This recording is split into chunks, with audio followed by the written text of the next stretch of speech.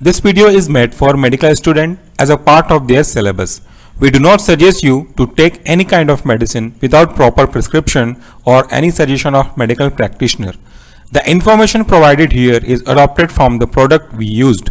Our motive is to clear the concept of medical student for the betterment of their academic qualification. Note, self-medication is always hazardous.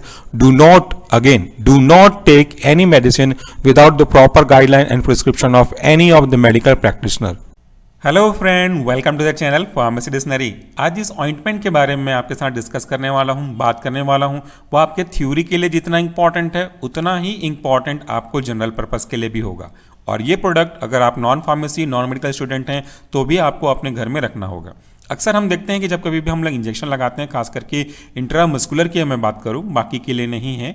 Intramuscular में अगर हम कोई drug को inject करते हैं तो कभी कभी ऐसा भी देखा गया है कि वो वहाँ पे थोड़ा सा स्वेलिंग कॉज करता है, वहाँ पे क्लॉट के फॉर्मेशन कॉज कर देते हैं। तो ऐसे ही क्लॉट के फॉर्मेशन के कारण से काफ़ी सीवियर पेन होगा। अब हमको अगर पेन को ठीक करना है तो ऑब्वियसली उसके कॉज को ठीक करना पड़ेगा, तब पेन तो अपने आप डिसअपियर हो जाएगा। तो उस क्लॉट को जो कि किसी अनसर्कमस्टांसेस की वजह से बन गया है, या और भी ऐसे कई रीज़न, कई कंडीशन जहाँ पे ये थ्रोम्बस बना हुआ है, उसके कारण से दिक्कत हो रही है, तो उसको डिसॉल्व करने के लिए आज का ड्रग यूज़ होगा। तो आज का ये जो ड्रग है, आज का जो ऑइंटमेंट है, इसे जाइडस कंपनी ने बनाया हुआ है, which is one of the most and well known reputed brand in pharmaceutical field. तो इसकी क्या क्या कंडीशन है, इसकी क्या क्या इंडिकेशन है और इसका कॉन्स्टिट्यूएंट क्या है। ये प्रोडक्ट का जो ब्रांड नेम है वह है थ्रोम्बोफोब, और इसका जो एक्टिव इंग्रेडिएंट है वो क्या क्या है, जैसे इसमें है हिपैरिन सोडियम और बेंजाइल निकोटिनेट। हिपैरिन के बारे में हमने कुछ दिन पहले ही हमारे मेन चैनल सोशल फार्मेसी में एक वीडियो अपलोड किया था। हिपैरिन एंड कॉमेरिन के बीच में डिफरेंशिएट, वो भी जरूर देखिएगा। हिपैरिन क्या होता है? Heparin is example of anticoagulant. अब ये एंटीकोएगुलेंट क्या होता है, मैं आपको यहाँ पे डायग्राम बना करके समझाता हूँ। एंटी जो कोएगुलेंट है वो बना हुआ है दो शब्द से, एक हो गया एंटी, दूसरा है कोएगुलेंट। एगुलेंट या कोएगुलेंट का मतलब होता है जमना। तो अगर आपके ब्लड का क्लॉट बन गया है और इसके कारण से दिक्कत हो रही है, तो ये जो एंटी कोएगुलेंट है इसके क्लॉट के बनने के प्रोसेस को रोकेगा, इनहिबिट करेगा, यानी कि इस क्लॉट को ये इस तरीके से डिसअपियर करने का काम करता है। इसीलिए हम इसे बोलते हैं एंटी कोएगुलेंट। थक्का जो जम चुका है, उस थक्के के जमने के कारण से जो दिक्कत हो रही है, इसको डिसॉल्व करना होगा तो हमको एंटीकोगुलेंट यूज करना पड़ेगा। दूसरा जो हमारा कॉन्स्टिट्यूएंट है इसी ऑइंटमेंट में, यह है बेंजाइल निकोटिनेट। ये है क्या? Benzyl nicotinate is basically benzyl ester, जिसका जो फॉर्मेशन हुआ है वो basically condensation of carboxyl group के कारण से हुआ है। और कौन सा carboxyl group? Of nicotinic acid with benzyl alcohol. इसका जो यूज है वो बेसिकली रूबिफिकेशन के रूप में करते हैं, और इसका जो रोल है वो बहुत ही महत्वपूर्ण है एज अ वेसोडाइलेटर एजेंट। और ये वेसोडाइलेटर एजेंट होने के कारण से उस वेसल्स को डायलेट करते हैं जहाँ पे क्लॉट का फॉर्मेशन हुआ है। यहाँ पे कुछ और जानकारियाँ दी गई हैं कि इसका कंटेंट है कितना। यह है 20 ग्राम ऑइंटमेंट, और ये मैन्युफैक्चरिंग लाइसेंस यहाँ पे पहले से दिया हुआ है आपके, वह है M/765/2016। अगर मैं बात करूँ किसके द्वारा मार्केटेड और मैन्युफैक्चर्ड किया जा रहा है, तो मार्केटेड किया जा रहा है जाइडस फोर्टिजा के थ्रू, और इसको मैन्युफैक्चर करने वाली कंपनी है जाइडस हेल्थ केयर लिमिटेड, जो कि एक दूसरे के ही सिस्टर कंसर्न ब्रांच है। तो ये हो गई एक बेसिक प्रोडक्ट के बारे में जानकारी। दूसरा, अगर मैं इनके मोड ऑफ एक्शन के बारे में बात करूं, जो कि आपके लिए काफी इंपॉर्टेंट होगा, क्योंकि this video is specifically for medical and pharmacy student. Mode of action में ये क्या है, काम कैसे करता है, हमने पढ़ा हुआ है। क्लॉटिंग के प्रोसेस, अलग अलग प्रोसेस को फॉलो करते हुए अलग अलग फैक्टर के अकॉर्डिंगली अल्टीमेटली हमारा ब्लड क्लॉट होता है। नेचुरली क्या होगा, अगर क्लॉट हो जाता है तो वो अच्छा है, क्योंकि ब्लड लॉस को कम करे। लेकिन अगर ये जो क्लॉट है वो आपकी एक्सट्रिंसिक फैक्टर की वजह से हो रहे हैं, इंटरनल ब्लड क्लॉटिंग हो रही है, तो हमको प्रॉब्लम होगी। तो यहाँ पे इस ड्रग का यूज होता है इसी क्लॉट को डिसॉल्व करने के लिए। ये काम कैसे करेगा वही बता रहे हैं। हिपैरिन जो मेन कॉन्स्टिट्यूएंट में से एक है, दिस हिपैरिन इनहिबिट थ्रोम्बिन।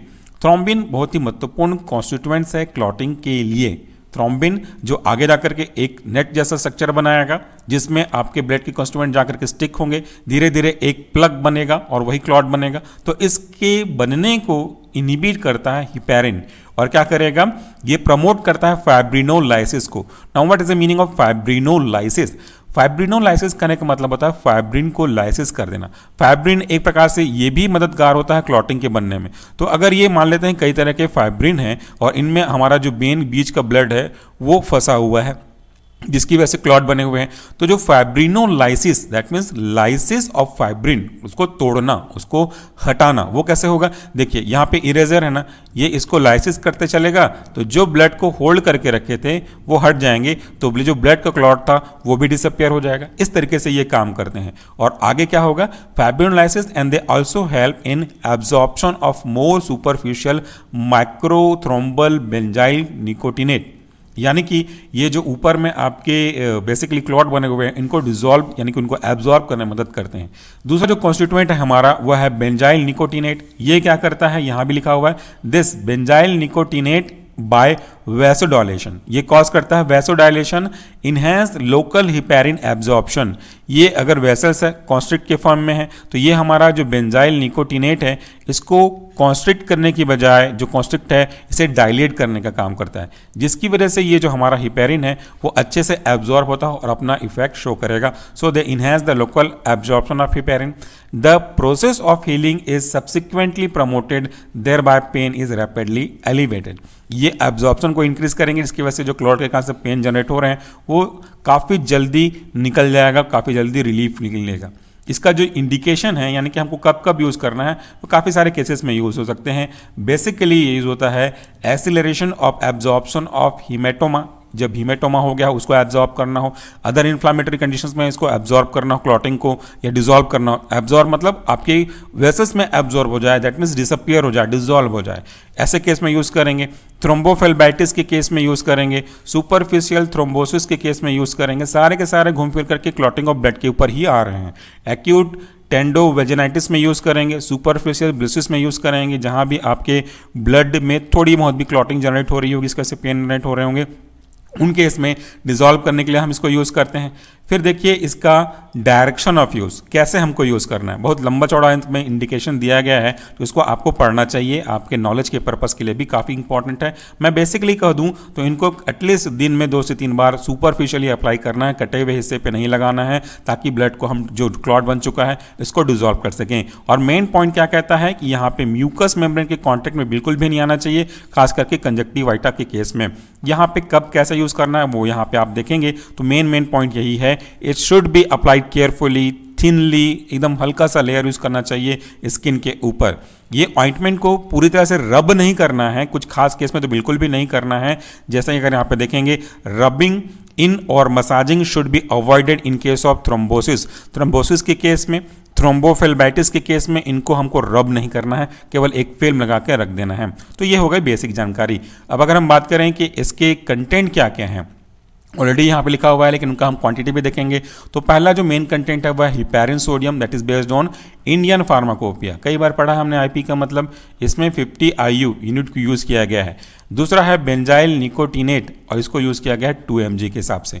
बाकी प्रिजर्वेटिव के रूप में हमने यूज़ किया है sorbic acid which is also based on Indian pharmacopoeia. Excipient हैं जो कि इसके बल्क को बढ़ाने का काम करते हैं, वो हमेशा क्वांटिटी सफिशिएंट ही होंगे।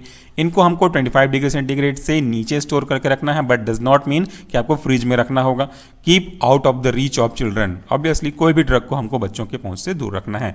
Main cheese, this is for external use only, इसको कभी भी इंटरनली यूज़ नहीं करने हैं और आपको हर बार कैप को यूज़ करने के बाद रिप्लेस करना है। कस्टमर केयर का नंबर यहाँ पे दिया हुआ है, अगर कुछ जानकारी और लेनी हो या कुछ स्पेसिफिक तरीके से बात करनी हो।